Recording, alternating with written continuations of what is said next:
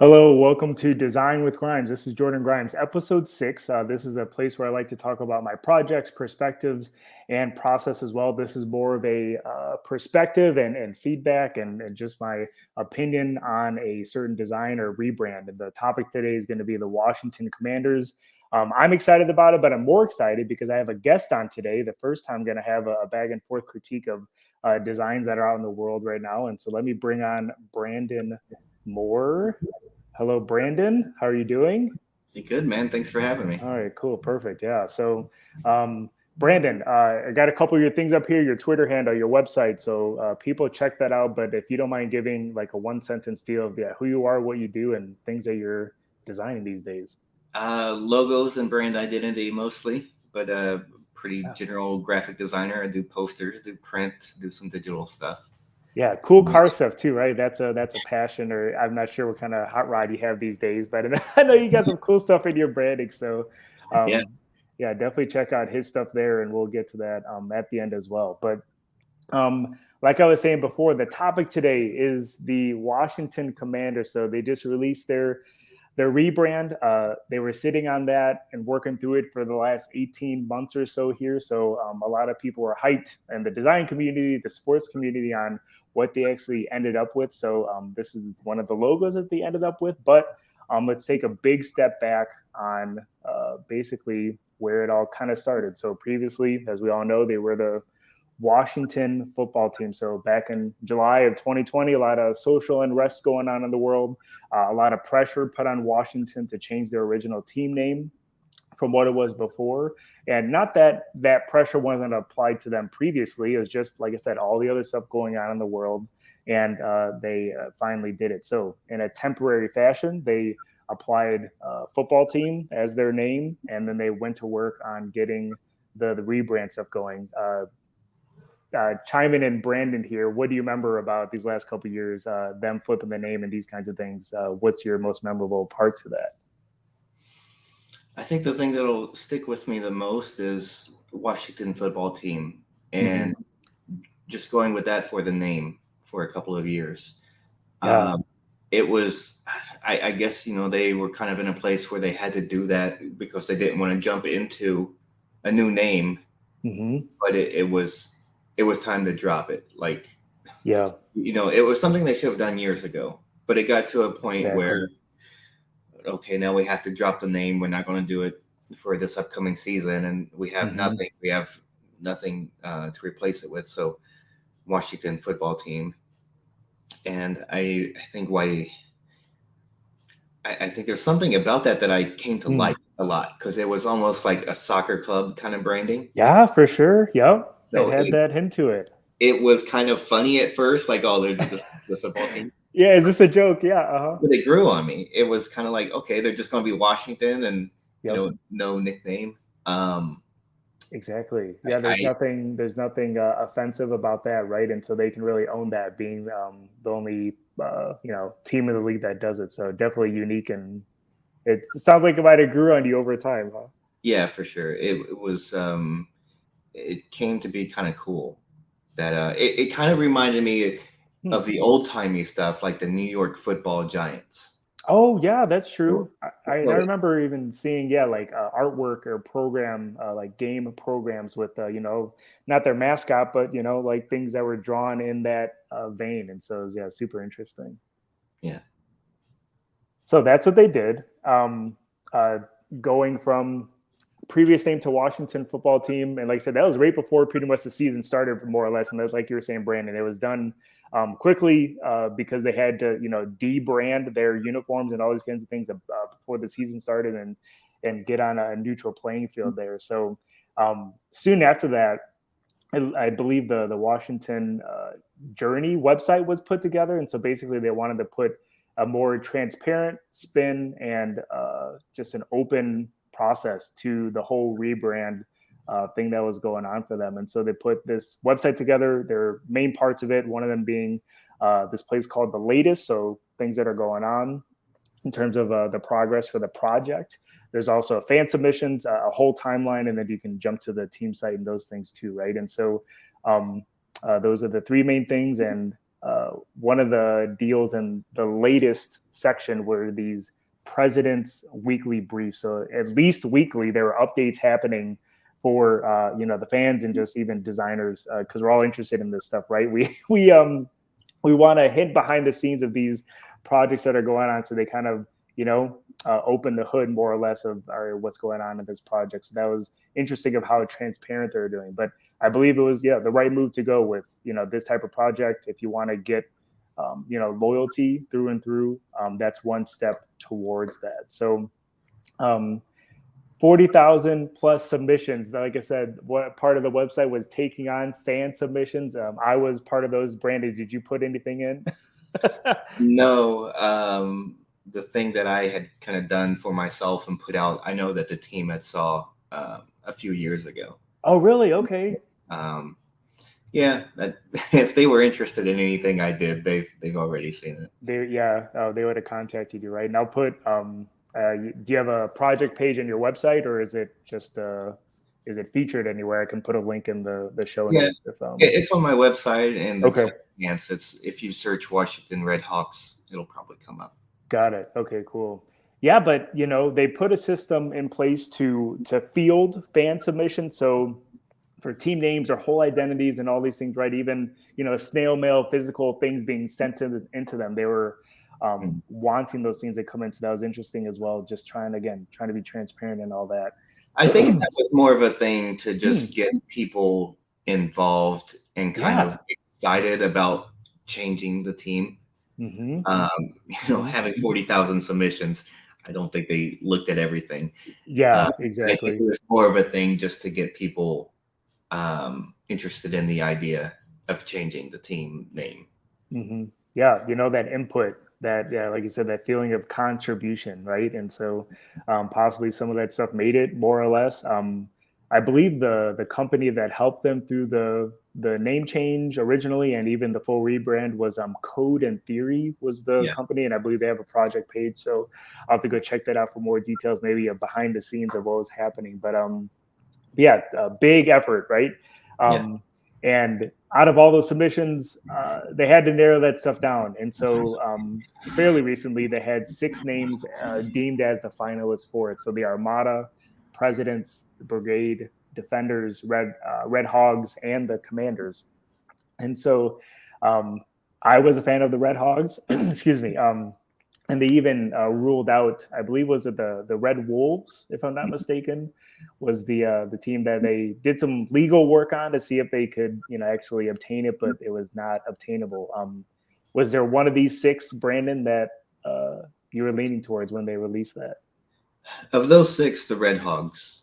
Oh, nice. Okay. Yeah, that plays into the team. Yep. The Hogs. Yes.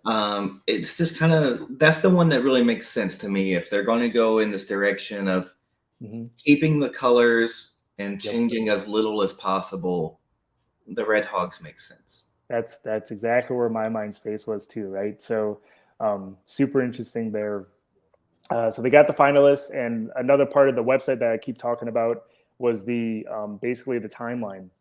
So basically transformation. So going from the original team name to Washington football team, going into discovery. So the discovery part, sure, it's all those submissions and all those things that we've been talking about, but also talking to what they call fans of the future, the younger generation, talking to alumni, talking to women, all these different groups, right? Trying to discover and get a feel on what is not working, right? And then what can work and what would improvement be. And so there was that part. There was insight built into there too.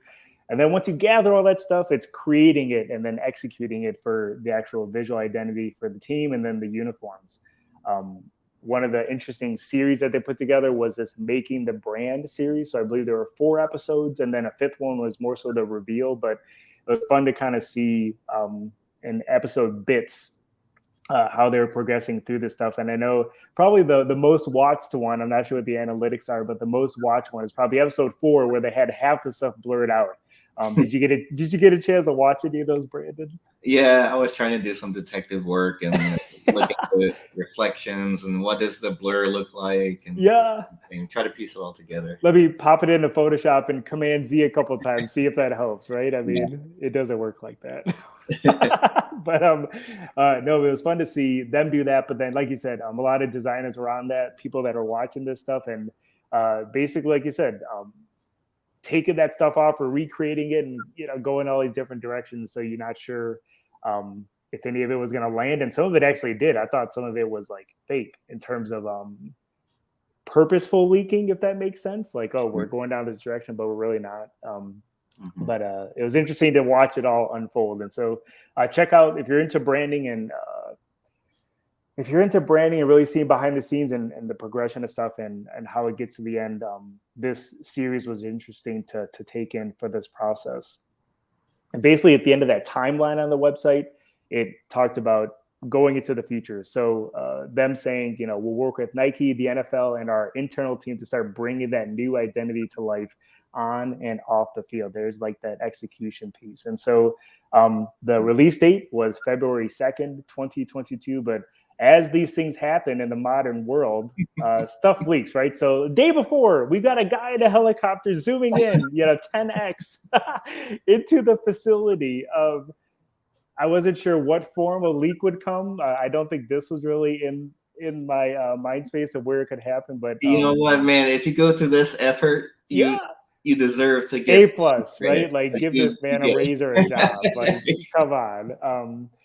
So I couldn't believe it in terms of seeing stuff flow into social media with this clip and other pictures and all these things, right? And I think reading the website and kind of taking this project in prior to the release, I know they were upper management and people that are higher up in terms of this project were so scared about things leaking earlier. Like I said, this is like a 2-year project, and pretty much nothing up until the day before legitimately leaked. And so that was crazy. But it just takes a guy in a helicopter, or a drone, whatever this is, that actually got the footage and the shots. A for effort and creativity. So basically, when people did see this though the night before, as they did with other things, they started to piece things together and critique and give their feedback based off of this thing alone. But alas, let's try that again. Let's take another crack at it. Right, the next day, the actual release date. This is the identity. So I think I've done enough talking all the way up to this point, kind of bringing it to the actual rebrand showcase here. So I'm going to be a little more banter between Brandon and I going through this. First off, it's going to be some of the identity pieces here with the logo, main logo on the left, or the icon, and then the seal on the top right, and then the word mark, if you will, happening on the right side. So Brandon, any impressions or notes looking at the suite that they have here? It's hard to know where to start. When you think about what the purpose of branding is, of brand identity design, and kind of what you're trying to accomplish with any identity, you could probably just narrow it down to the definition of there's a recognizable through line that runs through everything. It ties everything together. And sometimes that can be color. Sometimes that can be a pattern or a stripe, like the Browns. They don't have a logo, but they have the stripe. And what you see with this Commander stuff is that there is nothing that ties everything together. Everything feels so random, isolated, and you think about like the Commander's word mark and those yellow lines. Can that be a graphic element that can kind of run through everything, and can that kind of be their thing?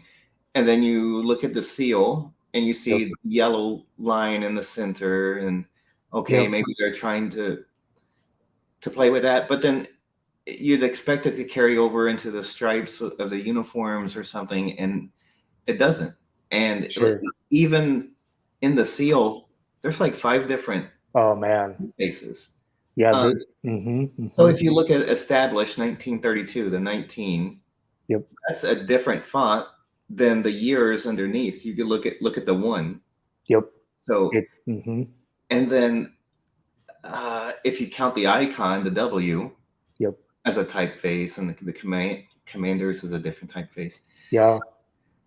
And I mean, instantly, even the colors of that seal doesn't gel with Yeah. commander's word mark, and the big bubbly rounded commander's word mark, Hmm.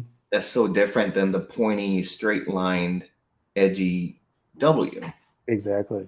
And I think the the thing that actually carries through every piece of this identity is that there's nothing that carries through. Inconsistency. Chaos is right. It's just like inconsistency is the consistency, right?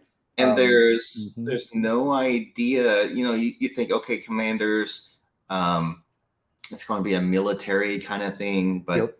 there's no military vibes to the commander's word mark. Like That is even true. The W in the seal, it's not Mhm. outlined.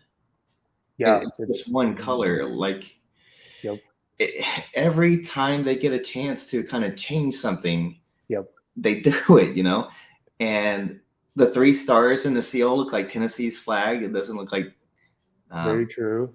DC's flag. Yeah, that's The true. years that they've won the Super Bowls, 83, 88, ninety Hmm. two. Those are like the actual years that the games were played, and they don't refer to the season with like the 91 season, the 87 season. Ah, gotcha. So Okay. Even that that detail. Yeah. that too is something that's like, I don't know, I guess you can forgive them for, but Hmm. nobody else refers to it that way. It should be 87, 91. Yep.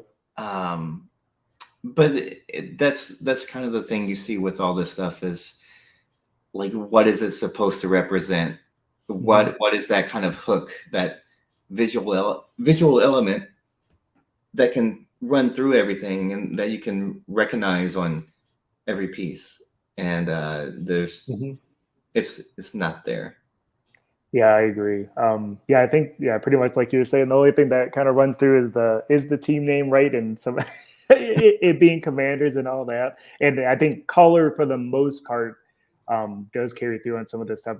Some of the things I was reading about the icon W. So I know even without the stripes, if we want to call them that, the stenciling effect that is basically the same shape and W that they had in the Washington football team move that they did, right? So they kept that, had that carry over, and then they added this. I think what I read was the stenciling effect on this W is supposed to resemble military, like earning your stripes, if I'm not mistaken, to a degree. So like they try to do some marketing stuff around that part. But yeah, I think the seal was one of the things that was leaked prior to stuff happening for the real release, Yeah. and that was one of the things I thought was fake. I was like, you can check my Twitter. I was like, there's too many things going on. Like this can't Yeah. be real. They gotta tailor that back and really focus on one idea, one like method to get that to work. It's Yeah. yeah. Yeah. So like too much going on in the seal and then not enough in the Mhm. logo. And Yeah. for something so typographically driven, so Mm. like you think of the Packers, and their Yep. identity is kind of the same way, where they don't have an image or a mascot like, say, the Cardinals or the Texans. It's Hmm. type, and it's a letter on the side of the helmet. But Yep. that oval and the way that G is drawn inside of that oval is like so perfectly crafted and custom Yep. for that. And this thing is like just stock. The W you're talking about? Yeah, yeah. It's Yeah, just you select the stencil typeface and then put a stroke around it. Daffodil. I just don't Yeah, see what's ownable or interesting about that. And even like look at the Bears, they're another one. yeah. But the Bears at least have the wishbone Mhm. on the Give me C. that. Yeah, It's like it doesn't look like it came out of a font, you know. exactly. Yeah, like you said, truly custom work, right? If you have as much time as they did, I know a lot of it. It's not 2 years of designing per se, Mhm. but I'm sure a considerable amount of that time was spent on getting this right, quote unquote, or having time to do it.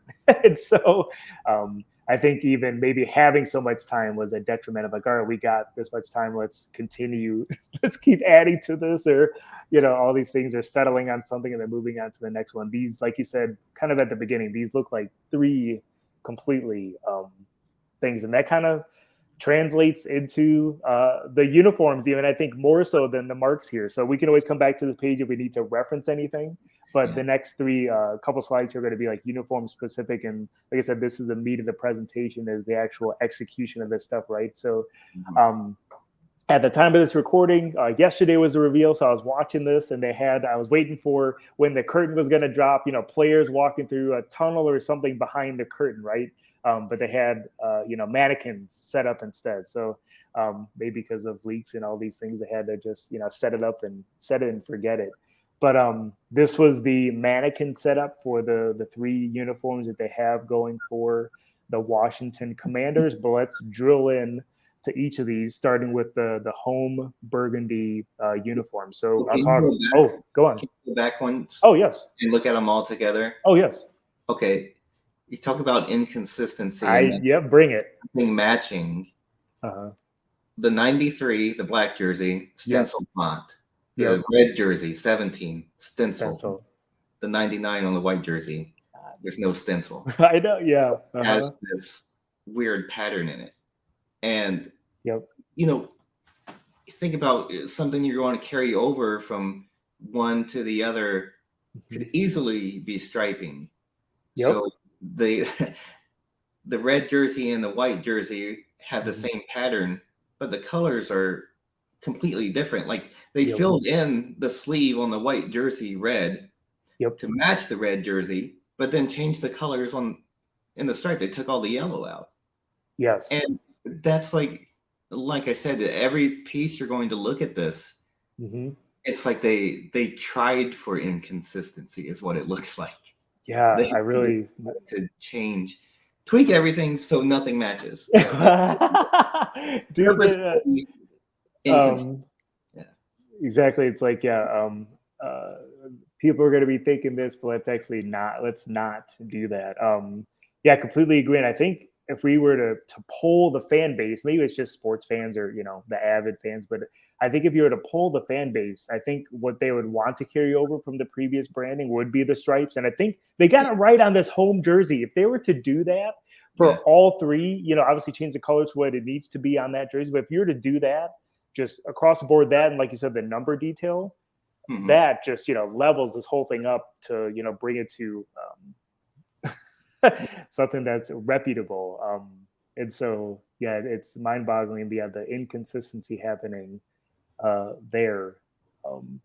And we can always jump back because you can see it plainly here when everything's in view of the inconsistency happening for these. But thinking about the home jersey here, getting to the actual details of what's going on. So you got, it looks like a matte shell happening, and then the gloss stripe and gloss decals happening on the left and right side of the helmet.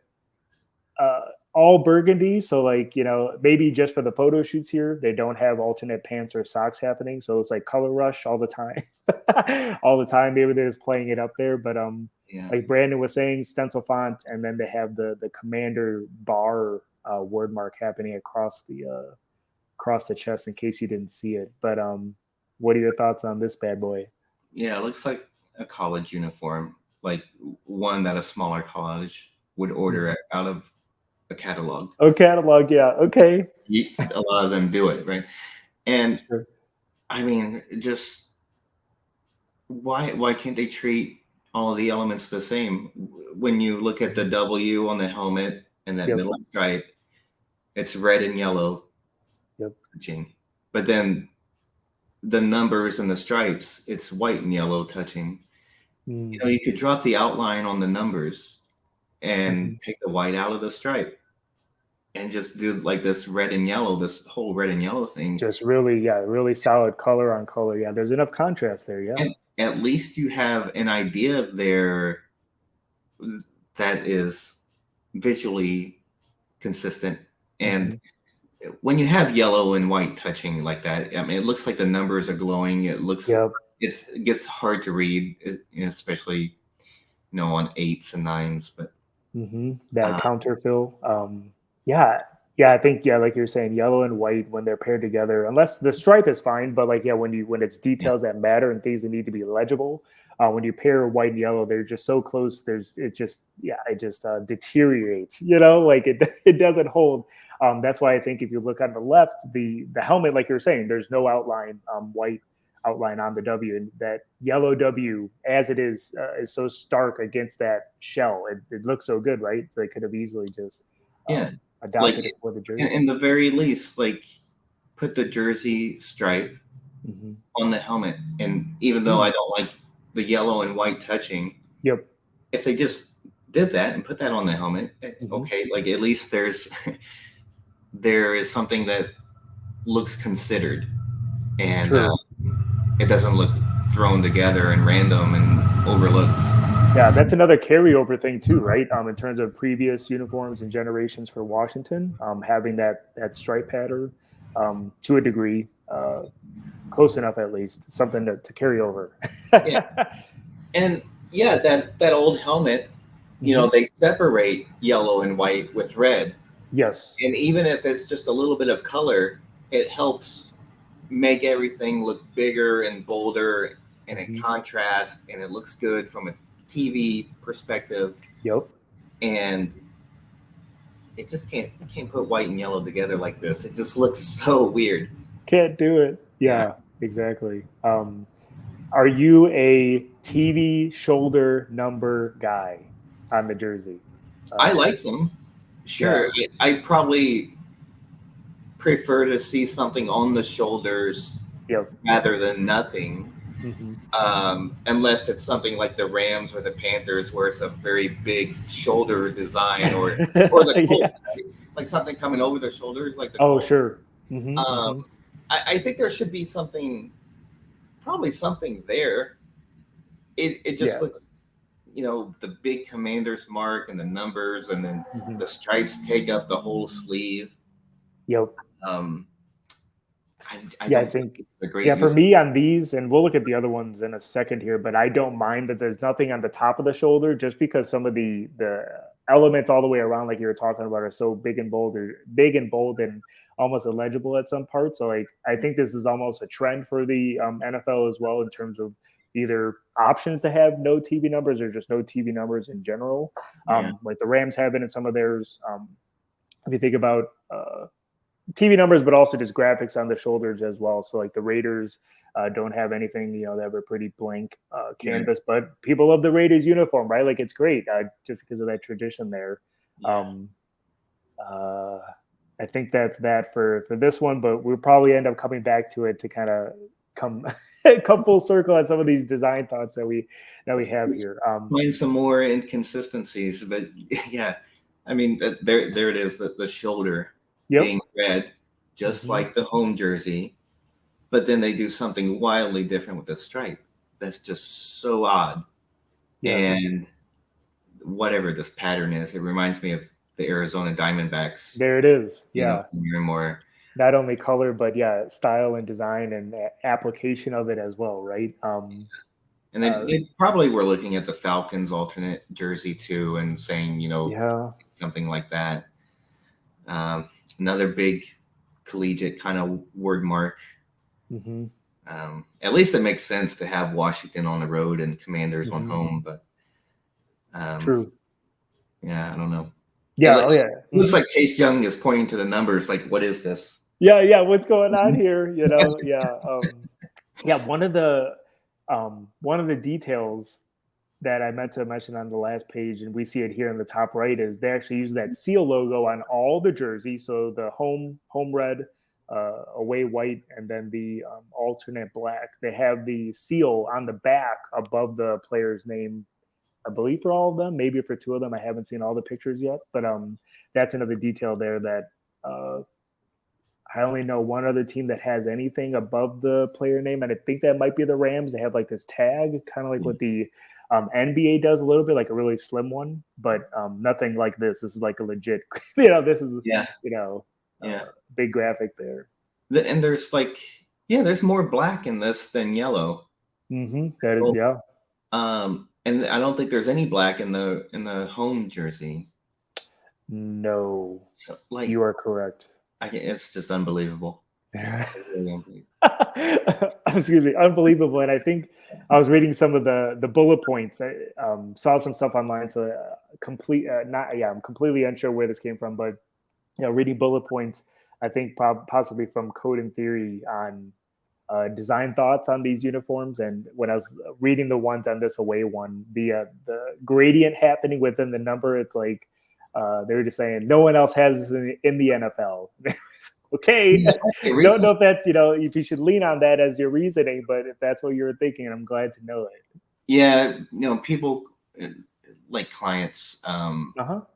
they like to see new ideas, Sure. but I just can't imagine more than two people looking at that and thinking it looks good.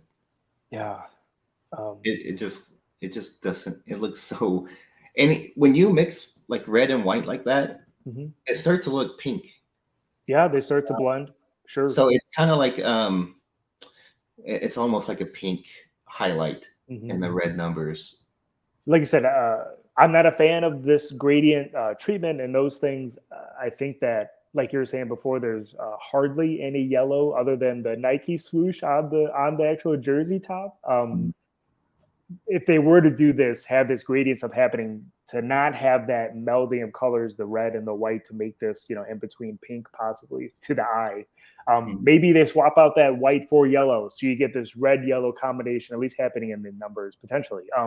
Yeah, Talking out loud here, things that possibly could have been explored, maybe they were, but I think, like you said, lack of yellow, because that's such a underused color in the NFL. It's unique to the teams that have it, right? And so it's underplayed here. It's sad.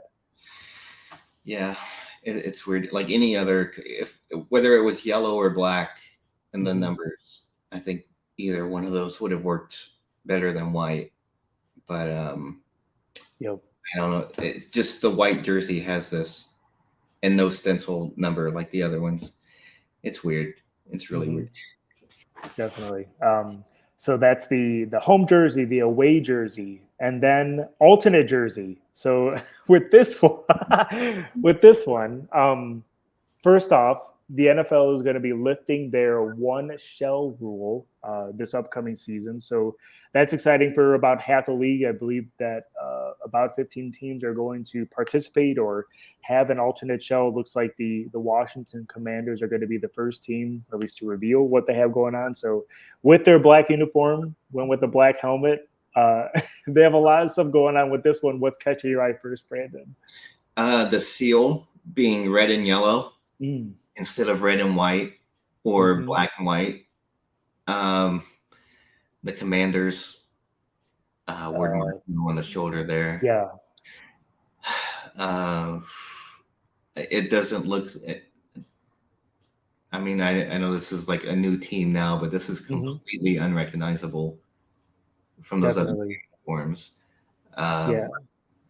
I think this, doing an all black is kind of like we need to look tough. How do we look tough? True. Let's do all black. Yep. I think this one gets a little bit closer to a military theme than the other ones. I agree. Hmm. There's the stencil, the DC flag. Yep. Um, this one starts to look like it's military inspired. Hmm. Um, but I we got a new thing in this one too, which is Uh, the pattern throughout the shoulder, and it's not yep. just in the number, it's not just in the stripes, it's on the whole shoulder. Correct. Just another new thing to throw in there. Yeah, you got that going on in the shoulder cap, and then also even in the neck, not striping, but the neck area as well. And so, like you said, maybe for that commander theme, that military theme, maybe they started with this one, because I agree with you that Hmm. it is the successful out of all three. So maybe they started with this one, and then they're like, oh, we need to make true home and away jerseys, right? So they put the other ones together. But yeah, this one, like the home and away, it's a different atmosphere in terms of elements that are in this, with the pattern on the shoulder and the neck, and then I really like the DC flag and the seal on the shoulders there. Maybe it's just the color contrast that's happening for me, but I think it's working in that way. But uh, the helmet is not working as much for me in terms of the execution of it. So the Washington football team has the player numbers on the side right now. I believe that was a carryover theme that happened in the Washington Commanders here, and then the jersey doesn't have the W because you have these nice seals happening everywhere else. So the helmet must have the W, right? And where are you going to put it? You're going to put it on the forehead. Where else? Yeah, it might actually be. I wish they would have done it to a different helmet. I wish they would have done it to like a Speed Flex or something. Oh, okay. Something where you see a lot of ridges and stuff, and you can see how it kind of makes sense for more modern day helmets. True. Strangely, I think this is the best designed uniform of the three. I agree. Yes, I would never say that that's like the Washington team. Yeah, that is true. It starts to, if you blur your eyes, it starts to look like the Steelers because they are so black and yellow, right? You can take off some of the red detailing happening. But yeah, I'm getting a Steelers vibe. I'm never a fan of the black for black's sake. And so like New York Jets did it with their stuff. I'm glad the Rams did not go in that direction. Obviously, the Falcons already had black in their stuff and their identity, so that that carries over. That is true. But yeah, this one, it's crazy. Yeah. I mean, I'm interested to see what pants they wear. So like with the I'm disappointed that there's not yellow pants. Oh my gosh, yeah, some of these things I'm not even realizing. So yeah, okay, yeah, you're correct. That was that was the team look to me was red over yellow, but True. They'll probably wear black and white or black and red pants with that one. This one, I imagine they'll just always do all black. I think so too. Yeah. Another detail is I know sock adherence is inconsistent in terms of players wearing the correct socks and not wearing tights or whatever underneath their pants, team colored ones. But none of these socks have stripes. It's just like you said, I can't see the profile of the pants here, but I don't see any hint of a stripe. Maybe they do, but socks, just solid colors like the pants. So you go heavy on the jersey, so sleeves and numbers and word marks and all these things, but then you go super minimalistic on the pants and the socks that just have nothing. So yeah, could be more here, I don't know. I'm a fan of the one color sock or the solid legging look, which I think the first team in kind of modern days to do that was the Lions, where it's blue sock rather than the half color. But I don't like it, maybe except for all black. I don't like red pants with red socks or white pants with white socks. Like, I think they got to mix up the colors a little bit. Yeah, change it up. I mean, I'm pulling stuff from, possibly one photo shoot. So, teams do have that flexibility to change out pants, socks, what have you. So those things can be combined differently. I hope we don't see the black helmet with any of these other jerseys other than black, right? Like I won't doubt that they will try to do that, or it might happen at some point, especially with the way one with, some of the black detail happening there. Yeah. But hey, that's up to their discretion, right? So we're just an audience. Yeah. Just the fans. And we've had a great conversation, I think, so far, but I think just a huge asterisk next to this is going to be, we'll see what it looks like on game day. We'll see what it looks like on the field, players running around and all these things. And so letter grade for the whole set / identity sub. What are you thinking? I keep a list of all the Nike era. Oh, okay. These in uniforms, and before this came out, my one at the bottom, the very bottom, was the Titans. Okay. I think you really like the Titans, though. Yeah. Let's be honest. I do. If you change out those numbers, I think the Titans numbers are way too skinny. So I think otherwise they got really stuff going on to a degree. Sure. They're not bottom, maybe they're middle. I have to look at my rankings again. Well, I was thinking, I'm kind of measuring this against the Titans and thinking, is it better than that? And what would I change about the Titans or keep about the Titans? And there's a lot that I like about the Titans identity. I do like the logo. I love the colors. Yes, love them. And good team name, and a lot of inspiration to pull from. So there's stuff that you can keep and kind of work on and build on for the future if they change the uniforms or whatever. They've got a core there that they can work with. And with this, I don't see anything that's worth keeping. I don't see how the word mark, the logo. Yep. I don't even like the red and yellow colors. It looks like McDonald's to me. Yeah, sure, yeah. Especially to get some white in there, yeah. Yeah, there's just nothing redeemable about this. There's nothing that I like about it. Not even like maybe the stencil numbers, but yeah, this is the worst in the league for me. And yeah, I mean, I'm right there with you. I'd have to, if I'm remembering correctly, prior to this current NFL season, I have the Falcons on the bottom for me in terms of the worst. And so kind of putting myself in your shoes of how you're grading that. Yeah, I think although I really don't like the Falcons gradient stuff that's happening in some of their materials, uniform stuff, I think it notches above what's happening here. And I think, like I said, if the Washington team here were to take this home jersey for me and just replicate it, I don't even need an alternate. Just give me a home and an away and keep it consistent. This is middle of the pack, at least. It jumps from worst to middle of the pack just by like simplifying and leaning on those core elements. But they just kind of went all over the place. So we'll see where my list in the summer when I come out with that ends up being. But I think this is definitely going to be near the bottom, regardless what it looks like on the field. I think we can kind of hint at that here, but I might change my mind a little bit once I see Jonathan Allen in the backfield.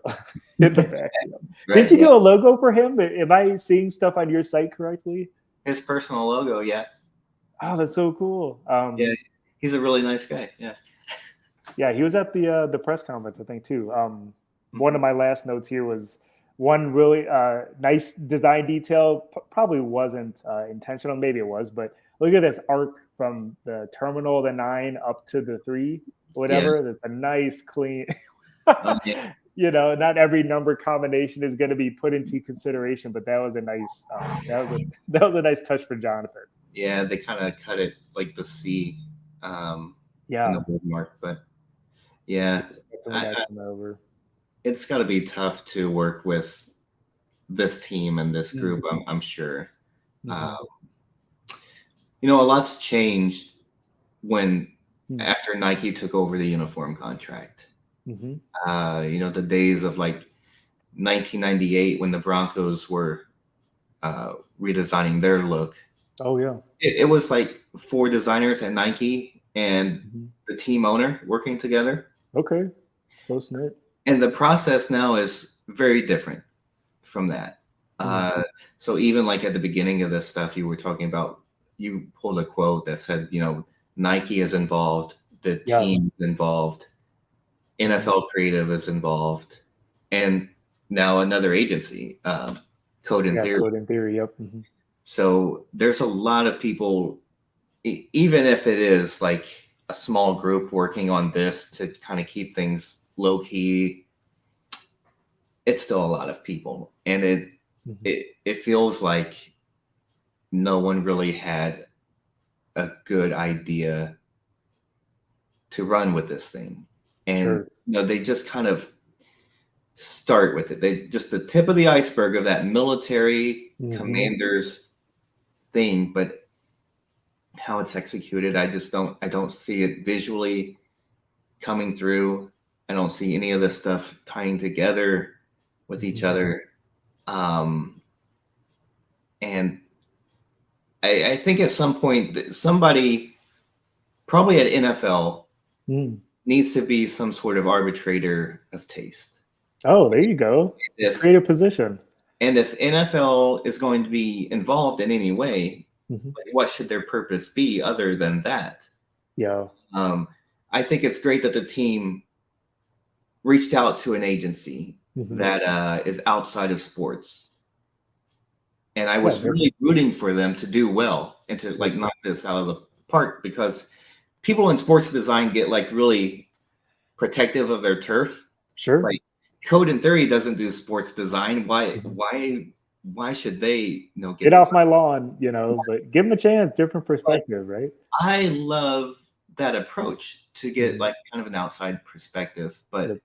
um I wish that somebody somewhere in this process would have said, that word mark looks awful. let's And be let's be honest, that right? cannot, with the NFL, with Nike and all of their resources, Mhm. we can't do better than Yeah, this. this is the best we could do We've for got them, right? we've got a seal with like 4 or 5 typefaces in it. Um, yeah, I expect a lot more from the NFL, and that's been Sure. my thing with them for the last 12 years or however long Nike has had Mhm. the uniform contract, which is not to say that it's all Nike, but it kind of started there because Yeah. before Nike came in, they were working with Reebok and Mark Verlander, and they did Mm. the Bengals, the Cardinals, the Texans, the Falcons, those Okay. logos, Yeah. and they were immaculate. They were so well crafted and so smart and so Yeah. well put together.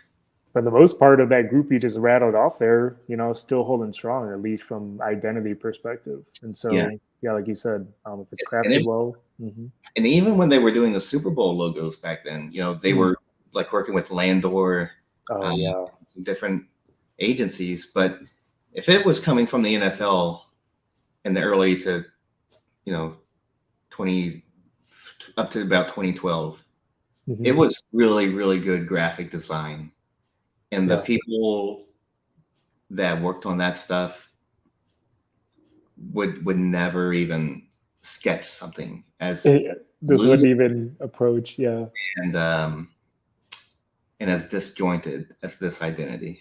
Yeah, like you're saying, Nike's producing these things in terms of the actual uniforms and these things, right? But Yeah. it's a crock pot of decisions and stakeholders and things that need to get elevated to done and all these things. And so, Mm, yeah. like you said, if it's consistently with these rebrands that teams are going through, then what's the common denominator? So, Hmm. yeah, Yeah. but yeah, mhm. And a lot of graphic designers, they're quick to say it's the client. Yep. But at some point over the course of 12 years, they Mhm. can't all be bad clients. Exactly. Yep. Hmm. So I just expect more from the NFL you know. Sure. You know what cures a bad design is winning. Yeah. Winning on the field. So I think as much as I feel like we've been that we've been bashing the identity, I think the process has been good, like whatever in terms of it being transparent.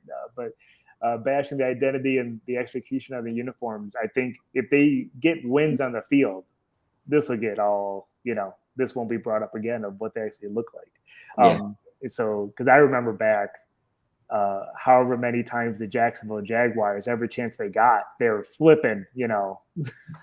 flipping jerseys and combinations and all these things, right? I think they got it right with what they currently have, and hopefully they're on their way with their new quarterback and things that are going on there. But winning will cure the visual identity or have people adopt it because of those things. So They took the Seinfeld approach. Like, we've yeah, been doing something, let's do nothing. yeah, exactly. Oh man, so we'll see what happens. I'm excited to see how this kind of permeates throughout the league in terms of social graphics, and we got the combine and the draft and these things coming up. So I'm excited to see the actual execution of this stuff and just the commentary. We're one duo talking about it. I'm excited to see more examples of the work and other feedback that's going to be coming through. But any last remarks on this rebrand launch? I hope that they at least change the uniforms in 5 years when they're able That opening, to yeah, do it again. And I don't think they could do much worse than what they have. So true. I would look forward to maybe just give it to Nike. I mean, Oh, Nike's just completely hand it off. yeah. I don't know. I don't know, man. Sure. I was really rooting for this one to be good, to be something awesome, and it's not. Not this round, at least, right? Yeah. They'll have another crack at it if they so feel like it. Maybe there's changes throughout the organization where things aren't working visually. But like I said, I think they got a good defense and some other stuff going on. We'll see if it all what happens for it. But Sure. I want to thank you, Brandon, and I want to thank you, audience, tuning in to this longest version of Design with Grimes for the first time ever. And so, super excited about that. You can out my thoughts and other commentaries on Twitter at Jason Grimes.